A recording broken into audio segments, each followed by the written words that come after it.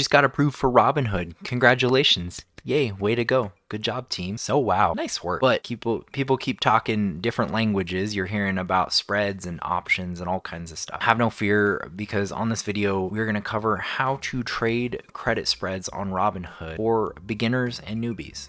This is kind of your quick, basic, overall, fast tutorial, and I'm gonna show you how to do this on Robinhood. So let's jump in. So now that we're in the platform, woohoo, I'm down a little bit on that one. Look at that. Look at this for the day.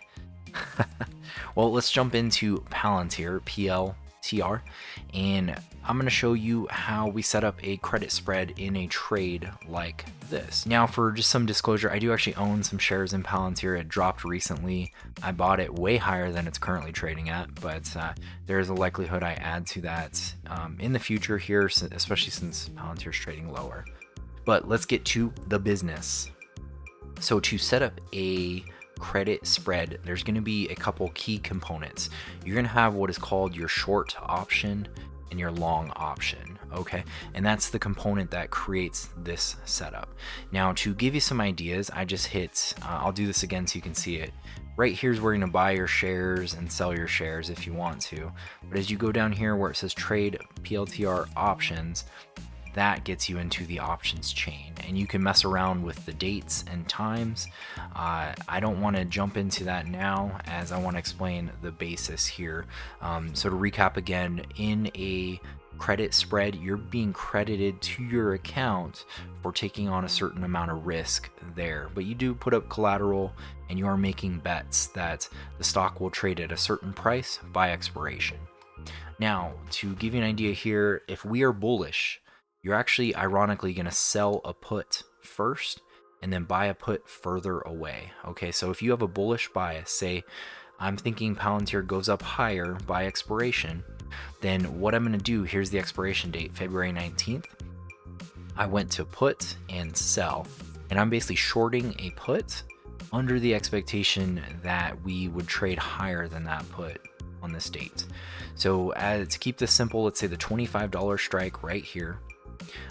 If I click on this plus button and I'm under put and sell, that's going to bring this up here. I'm shorting this put at the 25 strike. This is the expiration date. I'm selling to open, and it's at the 63 cent credit, which, since this is a 100 share representation, this actually translates to $63 of credit currently. What I want to do now to create the spread is go under buy. So you'll see where my mouse is here. I just clicked on buy. I'm buying a put, and right now I have the 25 strike selected, right, as you can see, but I'm actually going to go now lower than that. So to keep this simple, let's do a $1 wide spread, and I'm doing this at the 24 strike now. So we shorted at 25, we're buying at 24. I hit the plus, and now you can see this brings up my total credit. Now, if I decide to continue on this, this is telling me a couple things. It's saying, hey, 2/19 is the expiration date. I'm selling at the 25, I'm buying at the 24, so there's my $1 wide. So that's $100 wide representative. And this is the credit I take, 63, but this is the amount I pay to buy a put, 25. So that net difference brings us to 38 here. So I'll wait a second, put in your calculator.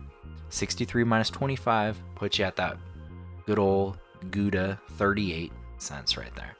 So 63 minus 25 puts you at 38 cents, and that is a total net credit you take on for this trade. And so what I'm saying is, hey, I'm making a bet that Palantir does not go below $25 a share by 2/19, and if so, I'm going to keep all of this credit at $38. Now, I know that's not a lot, but I just want to keep this simple. You know, sometimes you'll find situations like this where maybe you're collecting a couple $100, $200, $300, $500, but keep in mind the risk reward, right? The share price is at $25.12. So what are the odds tomorrow that it's a red day, Palantir goes lower?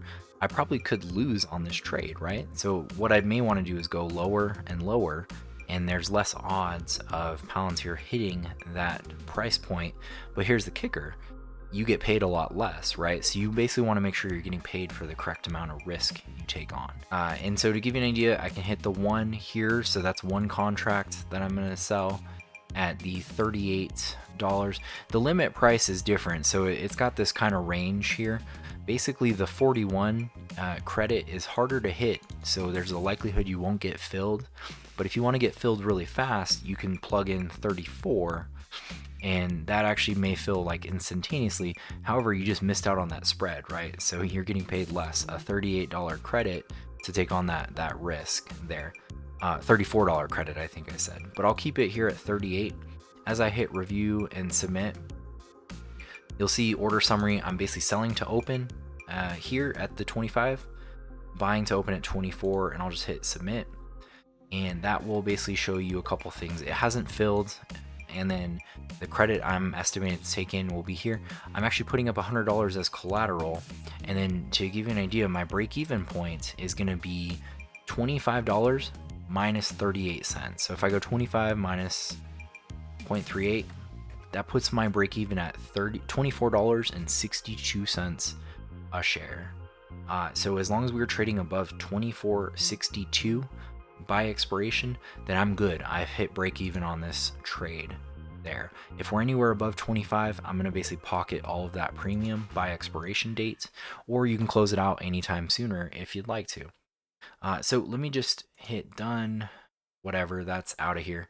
One thing I can do now too is, let's say on the call side, if I create a call credit spread, I'm actually bearish. I'm thinking the stock is going to go lower, right? So I'm going to sell a call here, and let's do this at the 26 strike. And then I'm going to buy a call here. Let's go dollar away at 27, right? So to give you an idea, in this call credit spread, I did a couple things. I sold the 26 call, stock's trading at 25 basically, and I took in $45 of credit. I bought the 27 call, and you'll see this $27 of debit that I had to pay, and that net difference here is $18. So technically I'm actually getting paid a lot less to take on the risk to the downside here, thinking that Palantir will go lower. And if I hit continue, you're going to see same thing. Oh, it's trying to be generous. It was $18 earlier, but now it's saying, okay, $19 would be the minimum credit if you take on this order. So I could do that. For now, I'm just going to submit that just for the sake of showing you.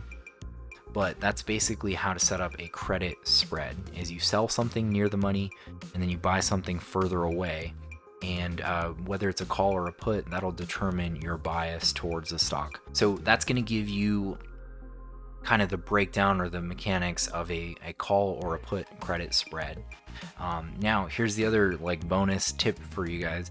If you've ever heard of iron condors, it's literally both of those put together, and you would just sort of sell a put here, like say at 24, buy something lower, sell a call at like 27, buy something higher, and now you're sort of trying to pin the stock in that range that you set your strikes at. So that may be a little beyond where we're at today, so I'll just keep it kind of simple, but re-review this if you need to. Credit spreads are a really powerful tool. It's kind of the basis for the wheel strategy. A lot of people use it for income strategies, and it's definitely something that once you get the hang of, then you'll start to understand a lot of other things like iron condors, covered calls, etc. We bring out videos multiple times a week. The strategy here from Root and I is we trade options for weekly, monthly income. Use that income to build wealth over a long period of time. So check it out. Hope you subscribe, and we'll see you on the next video. Thanks again.